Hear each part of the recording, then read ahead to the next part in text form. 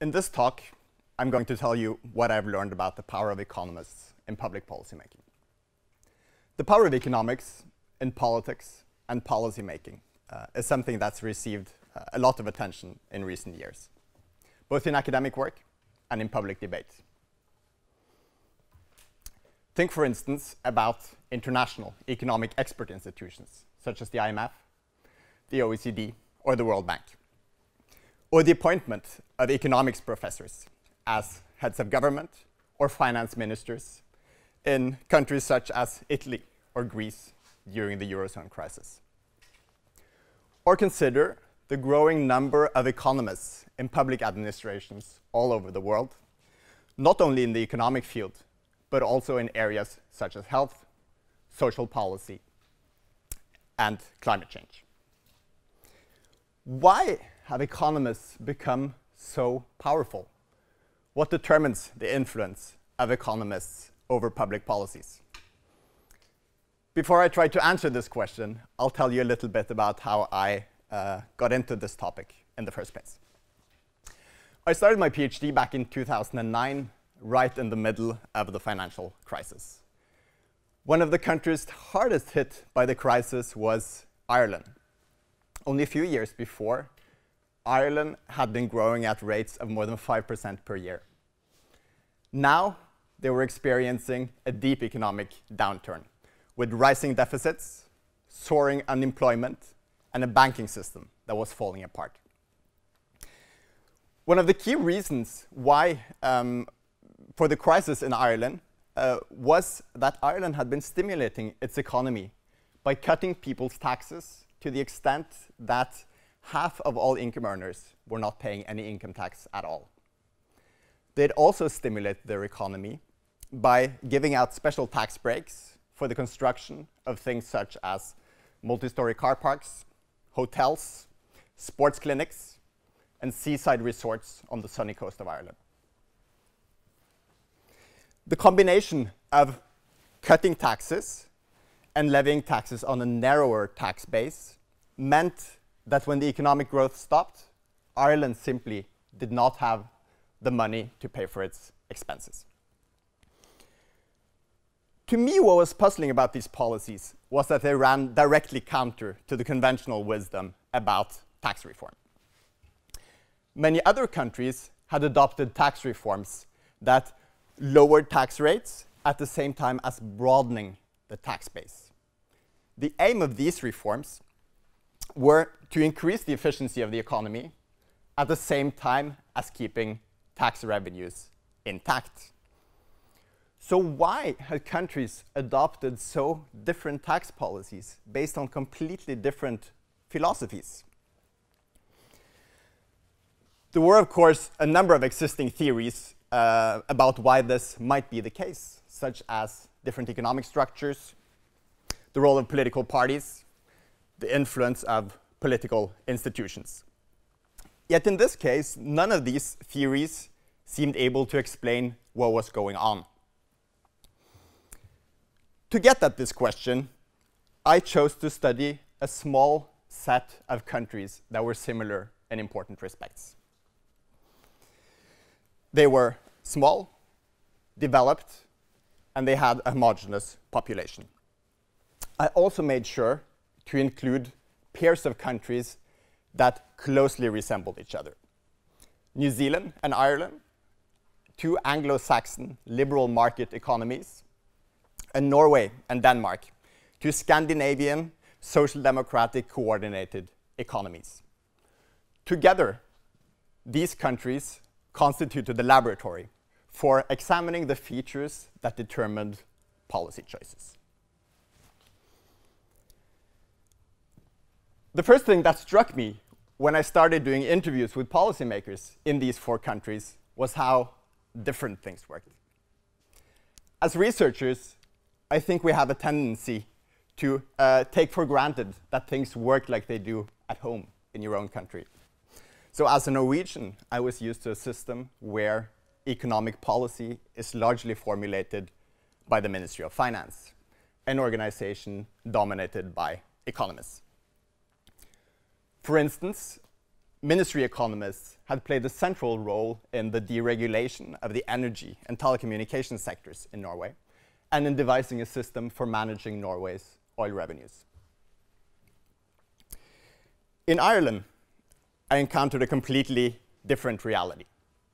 In the Irish Finance Ministry, the people dealing with tax policy, very few of them had a background in economics.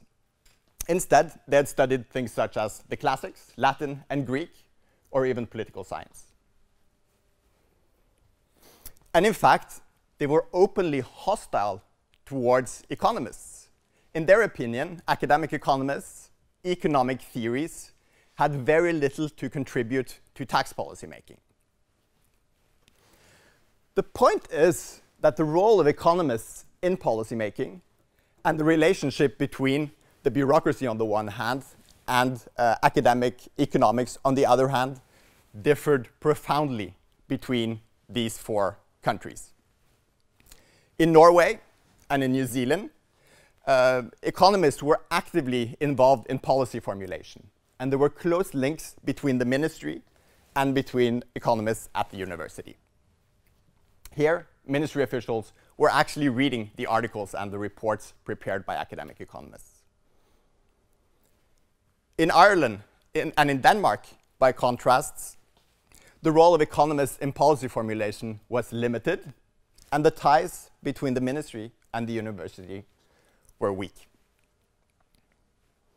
Moreover, after looking at tax reform processes in these four countries, I discovered that the content of tax policy was closely related to the role of economists in policymaking. Where economists had played a central role, tax policy was guided by reducing distortions, increasing efficiency, leading to the type of lowering tax rates and broadening tax bases that I described earlier. Where economists played a marginal role, tax policy took different directions, such as the uncontrolled reduction of taxes in Ireland or the maintenance of very high tax rates in Denmark. Thinking I had solved the puzzle, I presented the results to my supervisor, expecting a green light to submit my thesis. He was not convinced. Okay, so the role of economists varies, he said, but how do you explain that? Why is it that economists play the powerful policy role in some countries and not in others? This question sent me all the way back to the 1930s. Up until then, economics had been a purely academic exercise with very little influence on actual policies. Yet the mass unemployment, the social unrest of the Great Depression taught policymakers that they could no longer sit back and let the economy run its course. A new set of economic ideas emerged, centered on the figure of John Maynard Keynes. He argued that the government needed to intervene actively in the economy in order to ensure economic activity and full employment. Keynes' economic ideas brought economists into public administration for the first time. Governments were eager to manage the economy, and economists possessed the skills and the models to do so. Yet the role granted to economists varied a lot, depending on political factors, administrative institutions, and the character of the national economics profession. In Norway, an alliance between a powerful Labour Party and the prominent Oslo School of Economics put economists at the center of the state. In Denmark, both the Labour Party and the national economics profession were weaker, with the result that economic expertise was never firmly entrenched inside the state. In New Zealand, an open civil service and administrative efforts to recruit the best and brightest economic students out of university eventually gave economists a dominant position in the treasury. In Ireland, by contrast, A generalist civil service system inherited from the British effectively kept economists out of the ministries. In other words, economic expertise was strongly institutionalized within some states, but only weakly embedded within others. But the story doesn't stop here. In the 1970s and 80s, Keynesian economics was replaced by neoclassical ideas about the economy. This implied a shift from the demand side of the economy to the supply side, from the macroeconomy to the microeconomy, and from equality towards efficiency. These new ideas gradually also spread to bureaucracies around the world. But what I discovered was that the embrace of these new economic ideas depended on the position obtained by Keynesian economists within the state in the previous period, though not in the way you would think.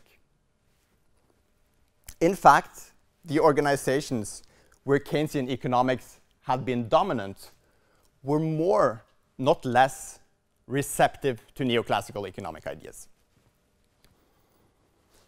The reason was that these organizations had close links to the academics discipline. So when the ideas within the academics discipline changed, this quickly affected these organizations through hiring and through regular interaction with economists. So, for instance, they would hire young economists who were inspired by the new economic beliefs. As a result, the finance ministries in New Zealand and Norway became strong proponents of neoclassical economic thinking. And these countries also went the furthest in the adoption of efficiency-oriented tax reforms. To conclude, what I learned about the power of economists in public policy making was that the influence of economists not only depends on their special skills and knowledge, it's also crucially dependent on the historical institutionalization of economic expertise within the state. If you would like to read more, the book has just been published by Stanford University Press. Thank you.